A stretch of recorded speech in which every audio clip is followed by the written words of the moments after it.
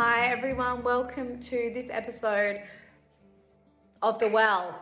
I am talking about beauty, inner beauty, outer beauty, all the things that we think beauty can be.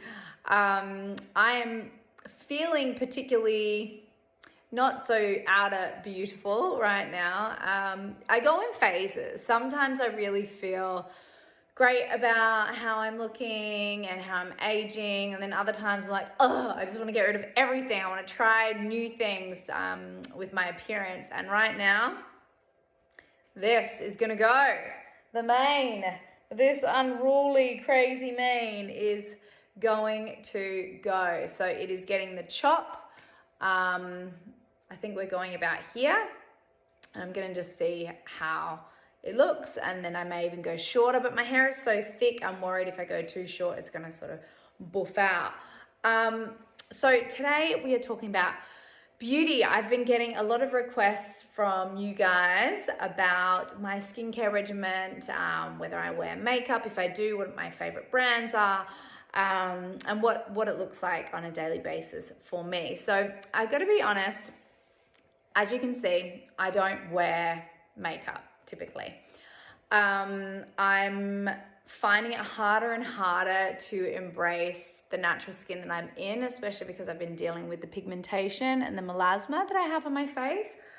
I have always preferred the natural look. I think when I was a teenager and I would watch movies with certain actresses in it, I would always gravitate towards really naturally beautiful women who didn't wear a lot of makeup, and even on screen I loved the girl next door vibe, and so I've always tried to lean into that part of myself, really just embracing all the bits of me that I find sometimes challenging when I look in the mirror. I grew up always hating having dark circles under my eyes.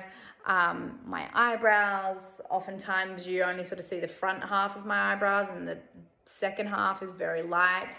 I know these are the things I pick up in photos when I have that little negative self-talk, like, oh, you can see my melasma, oh, my eyebrows look terrible, I've got no eyelashes, and just that constant critical voice that exists in all of us when we look at our physical appearance and we decide to judge it. So I've done a lot of work on myself in terms of just embracing all the ways in which I look, and I love the little imperfections now. It's been harder to love this. This is something that I definitely struggle with, but what I've been trying to do is just not put makeup on it and just own it and know that this is a part of having my children. This is pregnancy pigmentation. So with my second baby, I got the pregnancy pigmentation.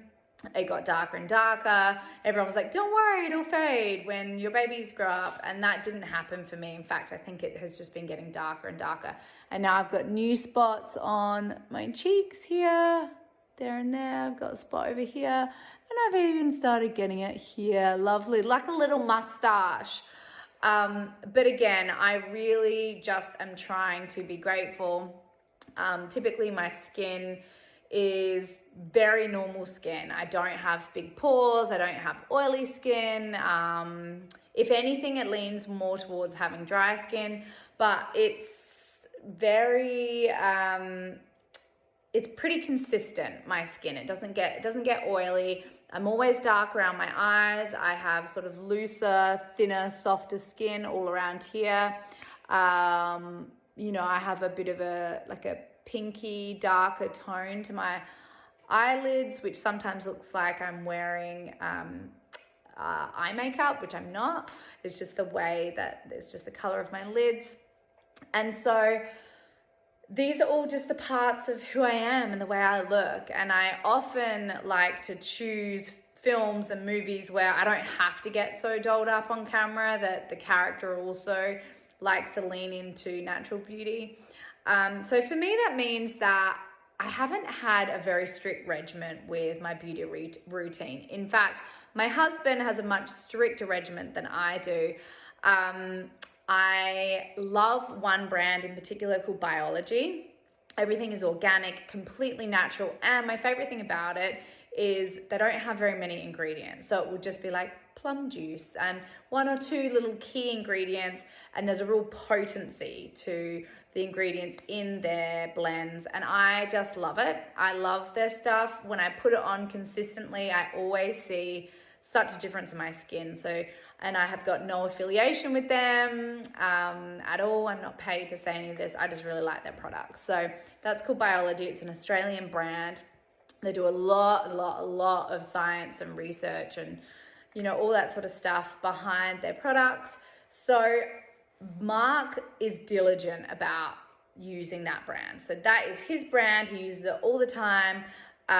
Often Biology, they'll send me something and I love it so much, but then the next day I can't find it and I see that it's just like made its way over into Mark's drawer. So he uses those products a lot. When I am in a good routine of self-care, I will use them. Otherwise, it's oil on at the end of the day, wash, and then I let the oil take off my makeup, but I also let it sink into my skin and be sort of a form of moisturizer. I probably do that, remember to do that 3 or 4 times a week, and then otherwise nothing's on my skin. The other day had an audition and I noticed that my pigmentation was really dark on camera, sort of a similar darkness to how you can see it now. And I knew that it would draw people's eye. So I actually YouTubed how to cover pigmentation. And it was really interesting.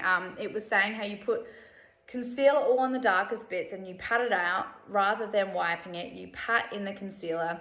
And then you actually use a bronzer over the top to blend, which is really interesting. So I tried that and it actually worked really well. And I think because I've got a little bit of color because I've been in Fiji, it just smoothed the whole thing out. And it was just a nice natural look.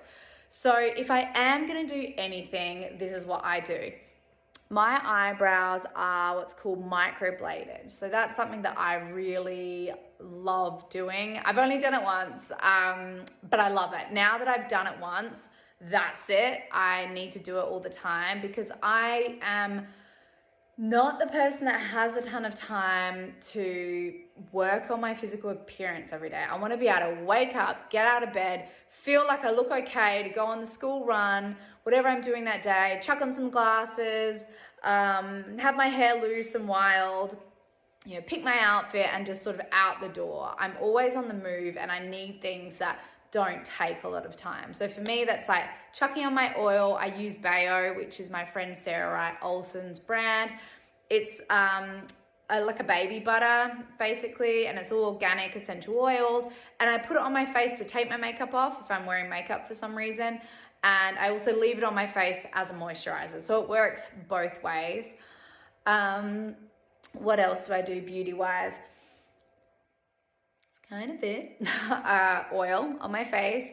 And if I really want to put some makeup on because I'm going out or it's just a bit of a fancier do, like tomorrow I'm going out for lunch for my mum's birthday, and I'll do a little bit of bronzer on my cheeks, a tinted lip balm. I really love raspberry color tinted lip balms. I'll do some cover up on my melasma, and I might fill in the ends of my eyebrows. The microblading means that I can get away with just leaving them naturally, but leaving them natural, I should say. But if I want to really kick it up and go a little bit of a darker brown, then I have an eyebrow pencil to do that. I try not to wear mascara because my eyelashes are really clipped short. I burnt them off in a barbecue incident in my home in 2011. I was leaning over barbecue, I was lighting it, poof, and then my eyelashes sort of singed off and then they never really grew back properly. So unfortunately I have really tiny little eyelashes that sort of stick forward, and I noticed that the more mascara I put on them and the more I try and curl them and make them look bigger, they fall out. So I just try and embrace the fact that no matter what, I'm not gonna have long eyelashes. I've never had long eyelashes. I'm just going to do a little bit of brown eyeliner just to bump up my lash line if I need to, on the sort of on the ends to halfway, and then I do the same on the bottom. And that's really what I do. If I'm using a makeup artist, they have so many tricks and tips to make my eyes pop more.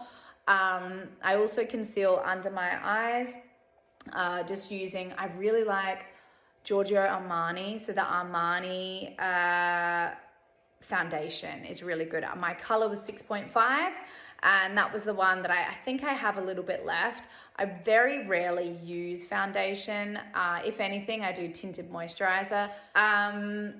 Beauty wise, I'm so much more about eating good food. So every day I try and have a green juice every single day without fail. And that really complements my Love Well. So in the morning, have my Love Well. I'll go out, do a school run, come back, get my green juice, usually eat a focaccia. A soup of some kind with some blended veggies is always really great. It's a wonderful pick-me-up for me. And yeah, I'm all about beauty starting from within. So what is that? That is having positive thoughts. That is helping to quieten the little negative voice that we all have.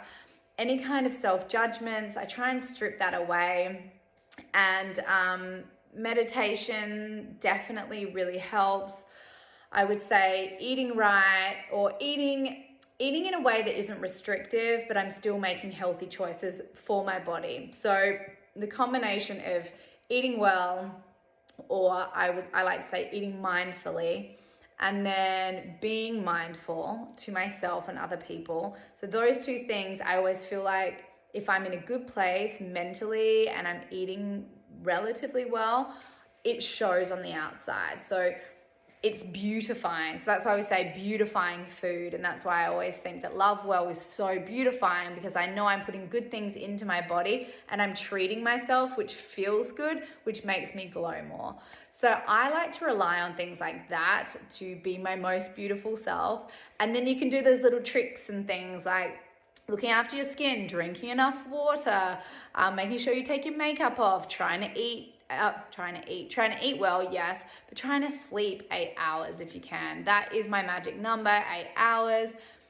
Definitely my sleep is interrupted because I have children and Poet's been running into our bedroom in the middle of the night, but also having little baby Prairie next to us means that I'm probably not sleeping as much as I should be, but I can counteract that by making sure I'm having my supplements, making sure I'm drinking my green juices, having my veggies, doing a bit of fitness, getting out there, moving my body, having those endorphins pump and work their beautiful magic.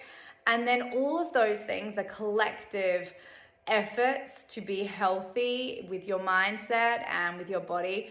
For me, that's when I am my most beautiful. I'm excited to get my hair chopped off. I'm excited to get this lasered off. I loved getting my microblading for my eyebrows.